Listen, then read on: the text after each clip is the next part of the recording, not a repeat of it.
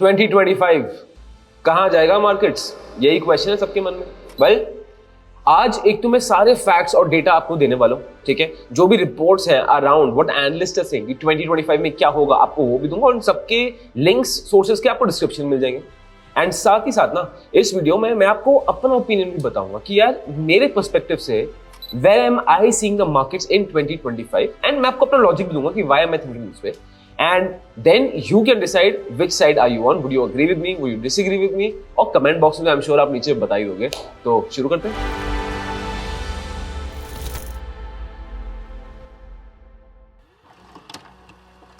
ये है सर देखिए निफ्टी का ग्राफ और आप देख सकते हो कि situation was not that good 2024 में। I know so many people जिनका पोर्टफोलियो का 20%, 25%, 10%, 12%, 18% सीधा साफ, right, which is unfortunate and obviously it's creating a lot of panic in the markets. उल्टा पैनिक तो इस चीज से भी हो रहा है दैट बहुत लोग ये कंप्लेन करते हो, आपने कमेंट बॉक्स में मुझे बहुत लिखा था और जो हमारी प्राइवेट कम्युनिटी है जो यूट्यूब में ज्वाइन बटन है उसमें भी बहुत लोगों ने लिखा था that Goyla why is that कि स्मॉल कैप इतनी बुरी तरह नहीं गिरे जबकि mid cap, large cap, ultra large cap ज्यादा गिर गए। टेक्निकली तो हम ये बोलते हैं ना कि स्मॉल कैप में risk is higher, reward is higher, तो small cap should have fallen more, तो वो तो बिल्कुल नहीं गिर रहे। तो क्या हो रहा है अभी एंड तक आपको सारे डॉट्स कनेक्ट हो जाएंगे, मैं आपको एक एक करके सब समझाऊंगा, तो चिंता मत करो, आराम से सुनो। शुरुआत करते हैं गोल्डमैन सैक्स की रिपोर्ट से। पहली चीज जो गोल्डमैन सैक्स बोल रहे हैं कि they are expecting Nifty 50 by December 2025 27,000 point पहुंच जाएगी, 27,000 पॉइंट्स। यस, गोल्डमैन सैक्स is giving a very optimistic picture for a country. वो ये बोल रहे हैं देखो यार आने वाले 3 महीनों के लिए इंडियन मार्केट्स एक रेंज बाउंड मिलेंगे, but second half of 2025 sir markets उठना शुरू कर जाएगा। दे आर एक्सपेक्टिंग जो हमारा ग्रोथ रेट होगा 13% and 16% for the next 2 years respectively. उसके बाद गोल्डमैन सैक्स ये बोल रहे हैं दैट उनके हिसाब से डॉलर विल बिकम स्ट्रॉन्गर, रूपी will become weaker and this will happen because of Donald Trump. Donald Trump को मैं बाद में कवर करूंगा, आप आराम से सुनते जाओ।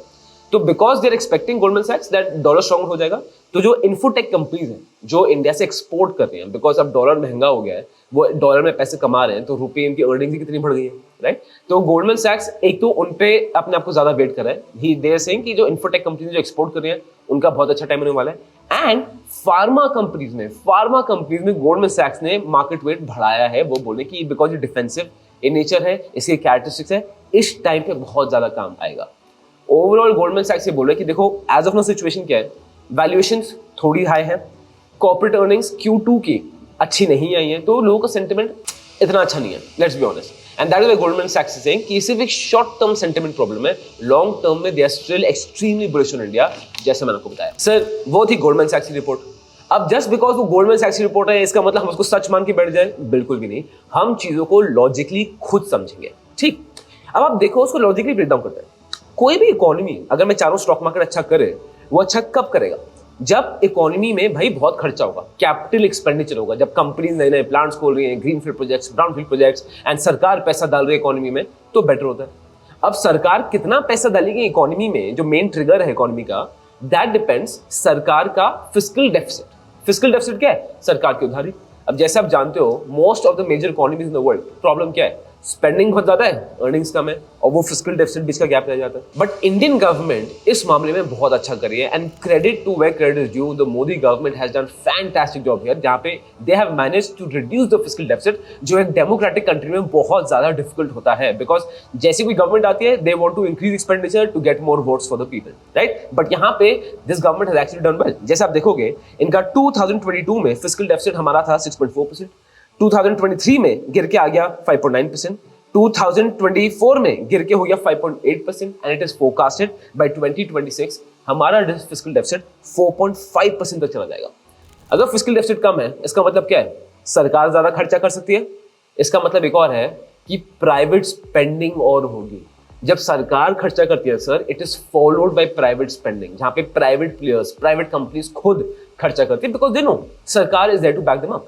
अब आप देखोगे हमारे देश में जो प्राइवेट स्पेंडिंग है दिसंबर 2019 में सिर्फ 4.2% थी, एंड दिसंबर 2023 में 16.9% है। And this itself for me is very optimistic, और ये बहुत स्ट्रांग है, बिकॉज जितनी स्पेंडिंग भरेगी कंपनीज को उतना फायदा होगा, हम इन्वेस्टर्स हमारी तो बल्ले बल्ले। अब बात करते हैं यार सोसाइटी की। Y?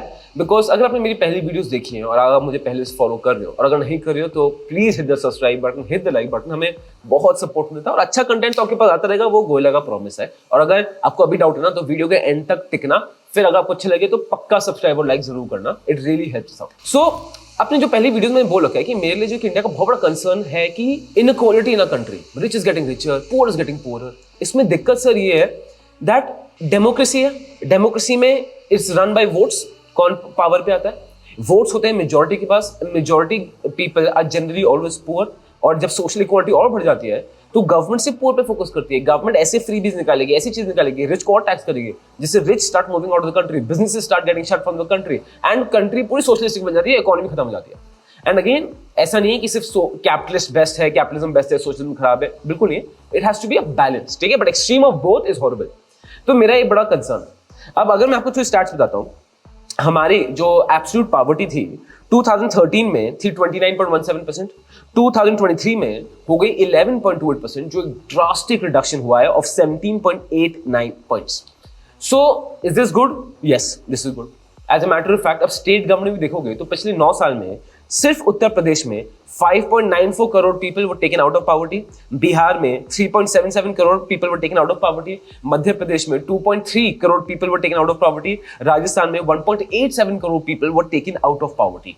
And this is a strong thing. And India में आप देखोगे एक और जो पुश चल रहा है वो इसलिए भी है कि स्टार्टअप्स की पुश चल रही है, टेक का पुश चल रहा है, एग्रीकल्चर टेक का पुश चल रहा है। स्टेट गवर्नमेंट से ना कंपटीशन हो गया कि किसके यहाँ ज्यादा एक इन्वेस्टमेंट हब स्टार्ट हो रहा है, इनोवेशन हब स्टार्ट हो रहा है। सो ये इंडिया के स्ट्रॉन्ग पॉइंट्स है, बट ये ऑन पेपर है, ये ऑन पेपर है।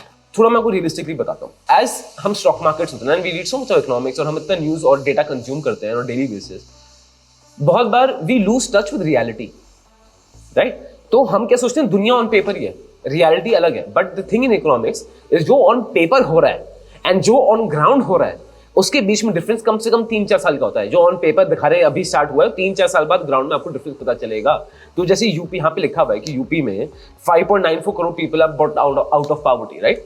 अब डू यू थिंक एकदम एग्जैक्ट फैक्ट होगा? नहीं, I don't know it, but I am 100% sure कि सर इसमें या तो उन्होंने कुछ फैक्ट्स उल्टे रखे होंगे, टेढ़े रखे होंगे, एंड ऑन द ग्राउंड आ जाओगे रियलिटी कंप्लीटली डिफरेंट है। मतलब मैं अपने एक्सपीरियंस आपको बताता हूँ, मैं नोएडा आया हूँ, राइट? अब नोएडा में बोलने को तो देखो नोएडा है, बट यहाँ पे भी पैसे खिलाने पड़ रहे हैं लोगों को, सर बिजली के लिए पैसे खिलाने पड़ रहे हैं, गैस टैंक के, it's unfortunate this is how it works. मैं अपना एक्सपीरियंस आपसे शेयर कर रहा हूँ।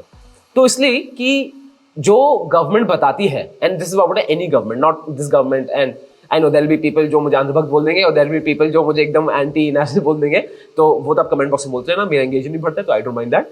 बट मेन चीज जो लोग यहाँ पे ज्यादा समझते हैं इज दैट कि हर गवर्नमेंट ना जो पेपर में शो करती है जो रियलिटी में होता है उसमें काफी डिफरेंस है, एंड ये आपको मान के ही चलना चाहिए। अब कितना डिग्री का डिफरेंस है ऑन ग्राउंड में पता नहीं मुझे, बट क्या डिफरेंस है 100% there is going to be a drastic difference. So ये इस वीडियो से डिस्कशन से फर्क नहीं पड़ता, but this is one thing that I want you to keep in mind कि जब हम इंडिया के बारे में आर्ग्यू करते हैं, इकोनॉमिक्स आर्ग्यू करते हैं, तो you should understand on paper economics and on ground economics बहुत टाइम लैग है इन दोनों के बीच में। इसके बाद मैं आपको कुछ और रिपोर्ट्स बताना चाहता हूं, ठीक है? जैसे ये है कि इंडिया का ग्रोथ रेट 2024 में 6.8% है, 2025 में 6.6% होगा, चाइना का 4.8% एंड 4.5% है, यूएस का 2.7 और 2% है। तो इस हिसाब से भी इंडिया इज डूइंग गुड। और आपने देखा होगा कि इनकी ग्रोथ रेट नंबर्स जो मैंने बताए हैं वो डिफरेंट है गोल्डमैन सैक्स की ग्रोथ रेट रिपोर्ट के नंबर से, क्योंकि यार सर डिफरेंट रिपोर्ट्स हैं तो डिफरेंट डेटा है। इन सब रिपोर्ट्स के लिंक सोर्सेज में है, उनको प्लीज चेक करना एंड रिकन्फर्म करना हर एक चीज। अब सर आती है मजेदार टॉपिक जो आपने हमशो बहुत सुना होगा। जैसे 2024 मार्केट गिरा, सबने आपको एक रीजन दिया है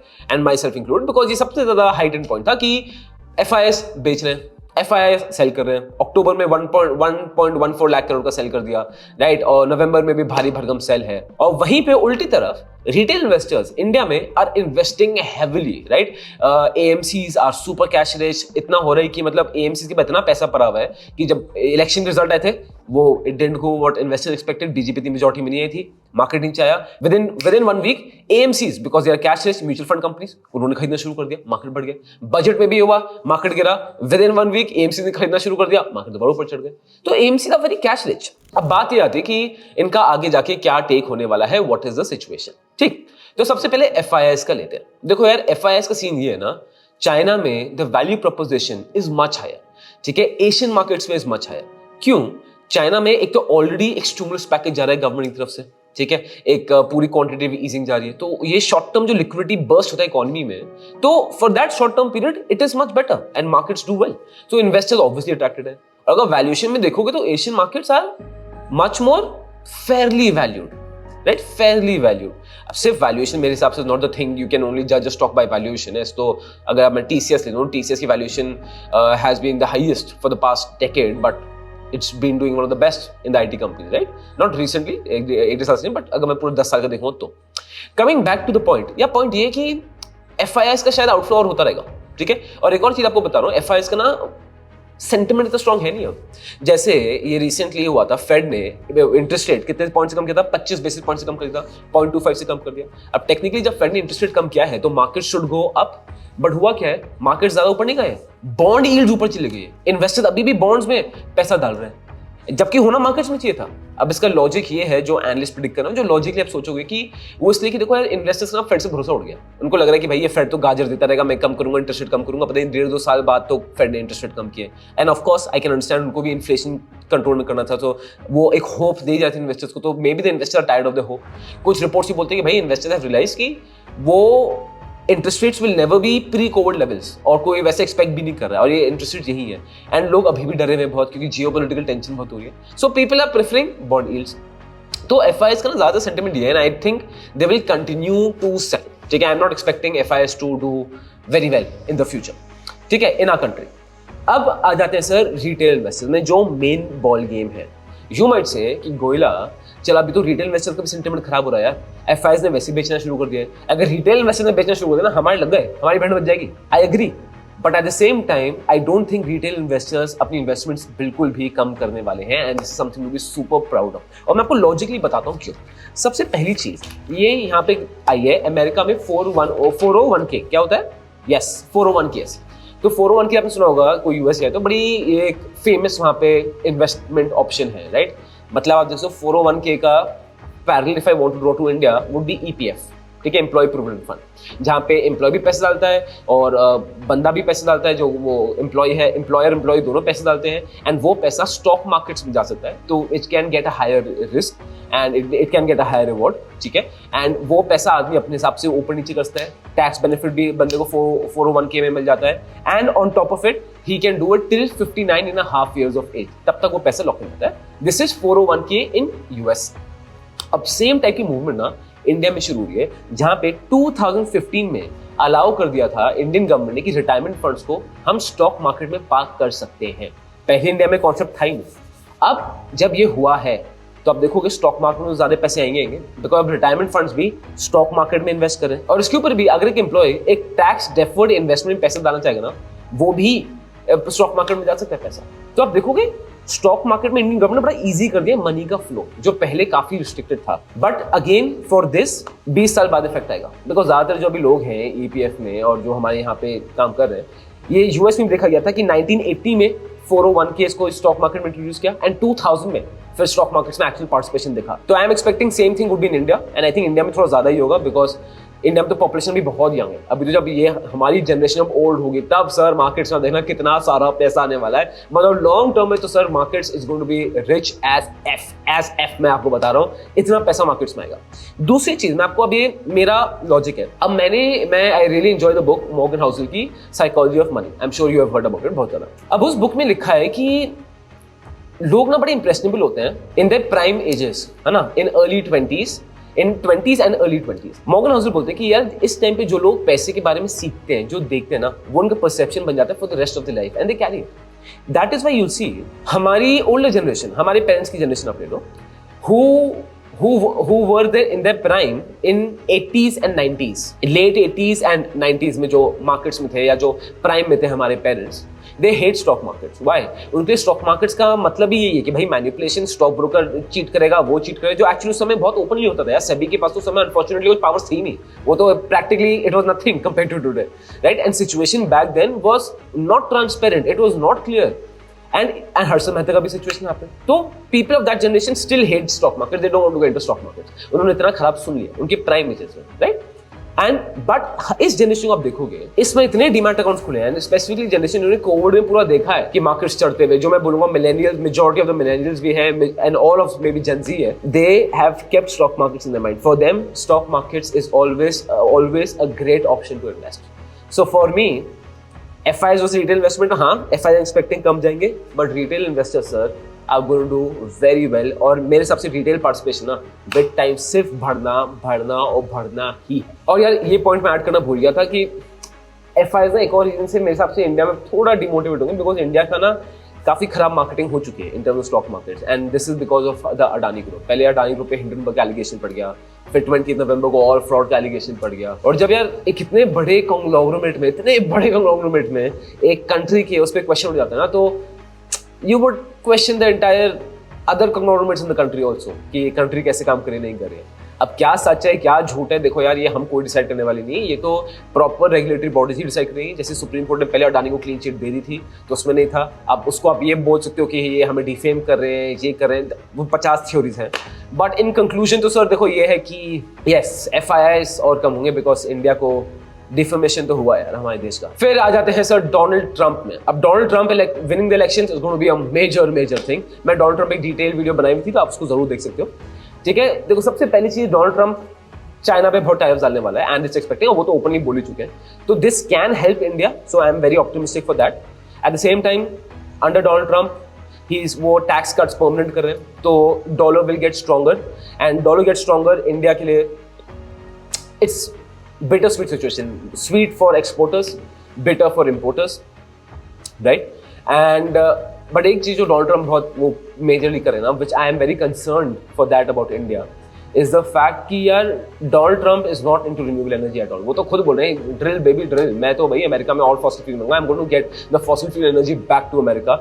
And when that happens, and when a country like America does that, तो overall वो जो रिन्यूएबल एनर्जी पे इतना मूवमेंट चल रहा है, कार्बन एमिशन करने में इतना मूवमेंट, वो हल्का हो जाएगा. मोस्ट प्रॉब्ली यूएस शायद पेरिस एग्रीमेंट से भी बैक ऑफ कर ले, राइट? एंड इससे होगा ये कि इन्वेस्टमेंट्स और बड़े बड़े प्राइवेट और पब्लिक इन्वेस्टमेंट्स जो आती हैं रिन्यूएबल एनर्जी प्रोजेक्ट्स में, वो पीछे हटेंगी, जो अनफॉर्चुनेट है. एंड पीछे हटेंगी तो इन्वायरमेंटल कंसर्न तो है ही, वो तो हमारी हालत खराब होनी है. बट द फैक्ट इज कि भाई इंडिया में बहुत इन्वेस्टमेंट्स हो चुकी हैं रिन्यूएबल एनर्जी प्रोजेक्ट्स में, right? And as investors I know, मैं किसी भी इन्वेस्टर को नहीं मिला हूँ जिसका कोई इन्वेस्टमेंट किसी रिन्यूएबल एनर्जी स्टॉक में ना हो, चाहे वो ईवी हो चाहे कुछ हो. So this can be a major concern. But at the same time एक गुड चीज ये है डोनाल्ड ट्रंप के बारे में, that and this is saying that according to under him the economic stability, the geopolitical stability बहुत ज़्यादा बढ़ जाएगी, और ये Ukraine war and Israel Palestine issue should come to a cool down. अभी देखो ये तो टाइम ही बताएगा. But for me I will tell you where I see the markets going. I agree with the Goldman सैक्स report. मेरे हिसाब से the markets will touch around 27,000, around 2025. मैं उससे बहुत ज़्यादा लाइन करता हूँ. एंड मेरे लिए ना बहुत चीज़ डिपेंड करती है Q3 के रिजल्ट्स में.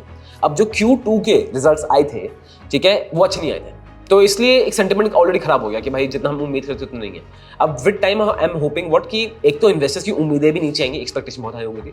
एंड Q3, ठीक है, Q3 जो महीने होते हैं अक्टूबर नवंबर दिसंबर, दिवाली सीजन है, शॉपिंग सीजन है, इस टाइम पे जनरली कंपनीज अच्छा कर जाती हैं, like majority of the companies, right, जिनका बिजनेस साइकिल इनसे लाइन करता है. तो I am expecting Q3 results to be better. And if Q3 results are stronger तो सेंटिमेंट दोबारा तगड़ा हो सकता है. तो I think situation can be much better. But अगर Q3 रिजल्ट्स अच्छे नहीं आए, राइट, एंड तो आई थिंक सेंटिमेंट थोड़ा और शॉर्ट टर्म के लिए खराब होने वाला है undoubtedly. It is very important for me कि आप प्लीज कमेंट बॉक्स में जरूर बताओ कि आपको क्या लग रहा है, where do you think the markets are headed. And ये तो बताना भूल गया भाई, Donald Trump is actually taking a stand against EVs, और इस पे मैं वीडियो बनाने वाला हूं. And if you want to see it, please be sure to subscribe the channel so that आपको हमारी नोटिफिकेशन आती रहे, और लाइक कर देना. आपको बाकी तो पता ही है, गोयला मोहब्बत यो. This content is only for education purposes. We do not provide any buy or sell recommendations. Please do your own research before making an investment decision. All the companies mentioned in the content have no association with us until mentioned otherwise in the video itself.